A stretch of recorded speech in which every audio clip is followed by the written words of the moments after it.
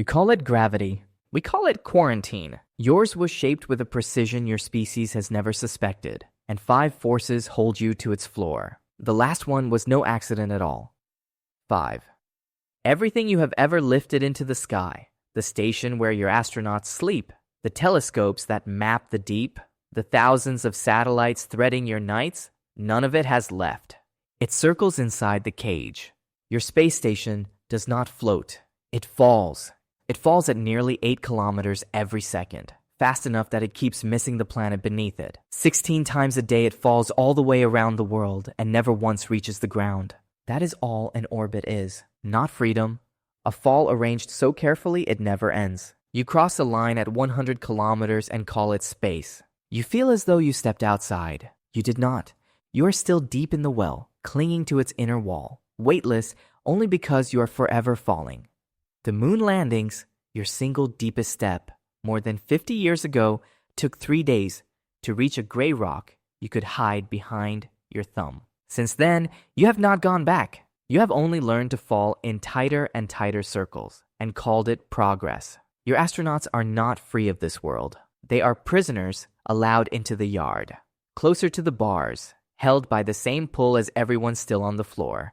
And every yard has a fence. This one is not built from stone. 4. The fence is a single number, and you must strike it perfectly. 11.2 kilometers, not in an hour, not in a minute. In 1 second, Mach 33, faster than any bullet you have ever fired, faster than any machine your kind has ever built, and you must hold it straight up, against the full weight of a world. Here is the cruelty of it. The planet allows no near miss. Reach 11.1, and you have failed completely. The same as if you never left the ground. It does not slow you. It reclaims you. It drags you back down with the same patience it has used on every stone you ever threw at the sky. Think about what that patience means. Your rockets burn for 8 minutes to cross 100 kilometers of altitude. 8 minutes of controlled explosion, consuming everything they have. And in those 8 minutes, the planet is not resisting. It is simply waiting. It has been waiting for 4.5 billion years. 8 minutes means nothing to it. Your moon asks for 2.4. Mars asks for 5. The gas giants ask for 60. Those numbers are not just bigger. They are different categories of impossible. Jupiter's wall is so steep that a rocket built from pure hydrogen fuel, the size of a continent, could not lift itself off the ground. It would collapse under its own weight before it left the surface. You were not placed on Jupiter. That is either luck or it is something else. The bars of this cage are not iron. They are made of speed. And even reaching that speed will cost you far more than you would dare to guess. 3. To lift 1 kilogram out of this well, you need fuel. But fuel has weight, so you need more fuel to lift the fuel, and more again to lift that. The harder you push, the more you must carry. The more you carry, the harder you must push. Your own kind named it. The tyranny of the rocket equation. A law of pure mathematics that collapses inward the instant you try to leave. It does not climb gently. It climbs exponentially. It devours its own answer. This is why your rockets are almost 9/10 explosive liquid, a towering column of fire that exists almost entirely to haul its own enormous weight off the ground. The metal is a shell. The fuel lifts the fuel. The human at the very top, the entire reason for the machine, is a rounding error. To send 12 humans to the moon, your species burned through the equivalent of a small sea of fuel. To send 1 kilogram to Mars, you need roughly 20 kilograms of propellant leaving Earth orbit. To send 1 kilogram beyond this solar system at any meaningful speed. The math breaks before the journey begins. The equation does not care how clever you are. It does not care how much you want to leave. It is simply a ratio, and the ratio has always been the same. You have been fighting this ratio for 60 years. You are still losing. And still you build them. Generation after generation, you raise these impossible burning towers to claw a few meters up a wall you cannot see the top of. I have observed this from further away than I will say. That is not foolishness.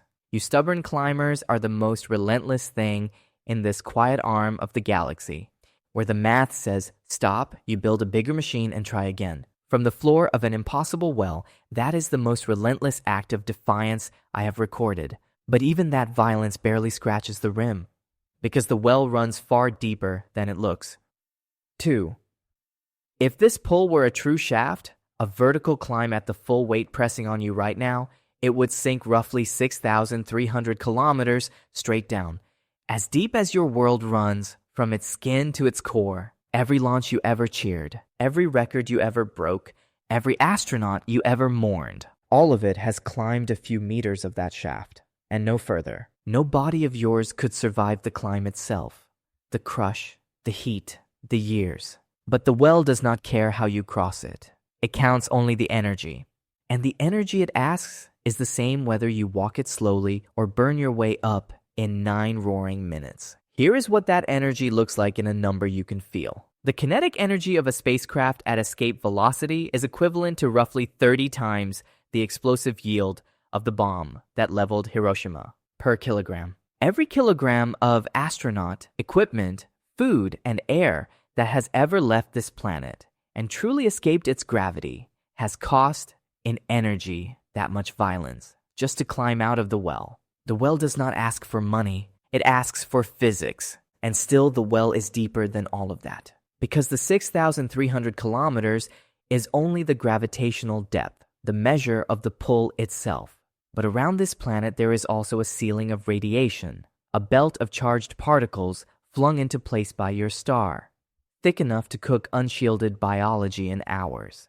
Past that, the vacuum does not merely wait, it drains. It pulls the moisture from tissue, the pressure from blood. The body does not understand the void.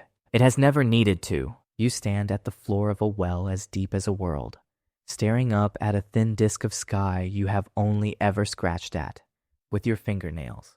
And the depth is not the cruelest part. The cruelest part is how close you came to never leaving the floor at all. 1. Your wall is steep.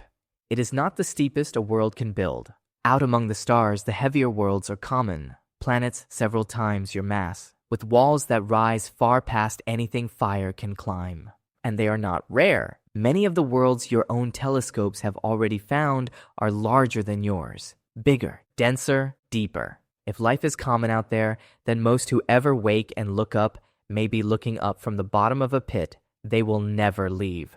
On a world only a few times heavier than yours, the rocket needed to lift one single body off the ground would have to be the size of a small mountain. Push past that, and no chemical flame is enough. None. The sky simply seals and stays sealed. I have stood on such worlds.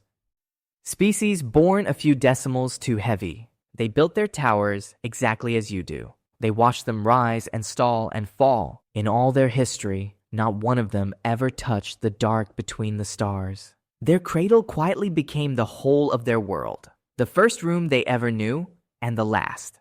Yours was cut to a finer edge, deep enough to hold a young and dangerous species against the floor, shallow enough to let it climb out on the day it learns not to ruin whatever it finds up there. Whether that edge is luck or whether it is design, I have an opinion. I will keep it. The cage was never locked. It was only deep. At the top of the shaft, there is a seam of cold light, thin and open and waiting.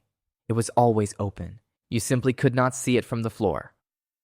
You have already begun to climb, and falling back is not the same as being held. The wall was never the question. The question is what you will have become on the day you finally stand on its rim and look down.